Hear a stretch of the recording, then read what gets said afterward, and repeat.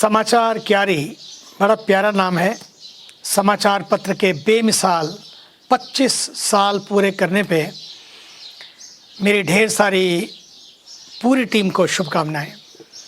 परमार्थ निकेतन गंगा के पावन तट से जब मैं आपको संबोधित कर रहा हूं, तो मैं एक बात कहना चाहता हूं कि सच्ची और निष्पक्ष पत्रकारिता आज इतनी आसान नहीं है। फिर भी बिना आंतरिक निष्ठा और ईमानदारी के इसे पूर्ण भी नहीं किया जा सकता। और आप रोज़ सुबह समाचारों की क्यारियाँ बनाकर उसमें देशभक्ति के फूल खिलाने की कोशिश करते रहिए।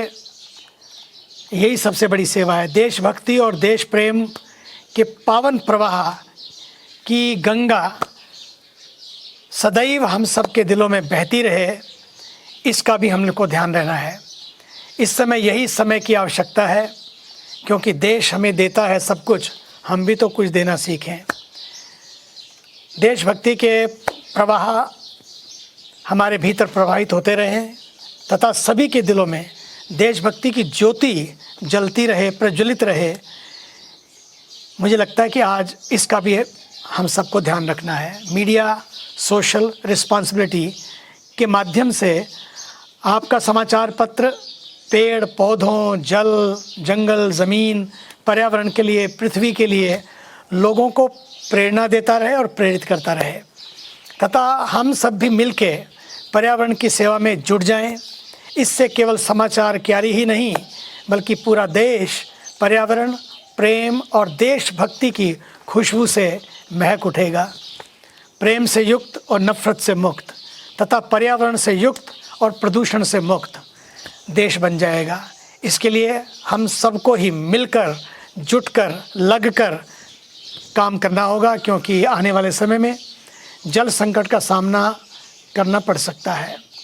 जल नहीं तो जीवन नहीं, जल नहीं तो कल नहीं, और जल नहीं ना तो ये हरिद्वार का कुंभ होगा, ना ये स्वरूप होगा, और ना ही हमारे तीर्थ बचेंगे, और ना ही हमारी पूजा बचेगी, ना ये पर्व और त्यौहार बचेंगे, ना ही कोई व्यवहार बचेगा। इसलिए कुछ भी तो नहीं होगा।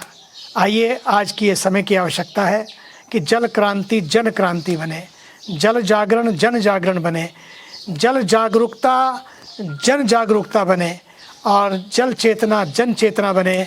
आइए हम सब मिलकर जल राजदूत बने। पत्रकारिता लोकतंत्र का चौथा स्तंभ है। ये बेजुबानों की आवाज़ के रूप में महत्वपूर्ण भूमिका निभाता है।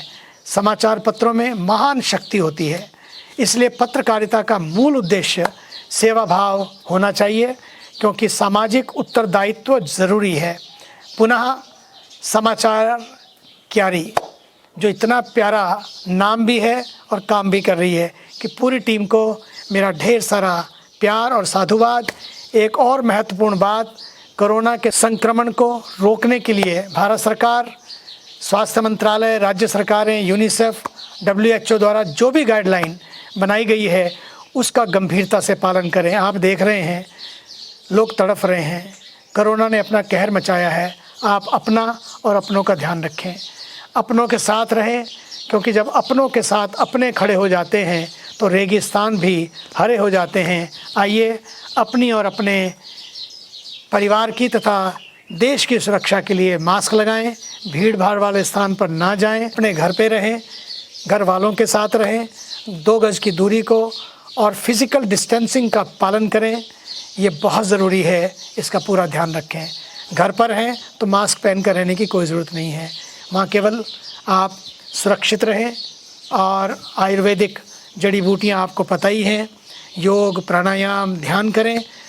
उससे ऑक्सीजन का लेवल भी बना रहेगा, इम्यूनिटी भी बढ़ती रहेगी, और आप मजबूत भी रहेंगे। धन्यवाद।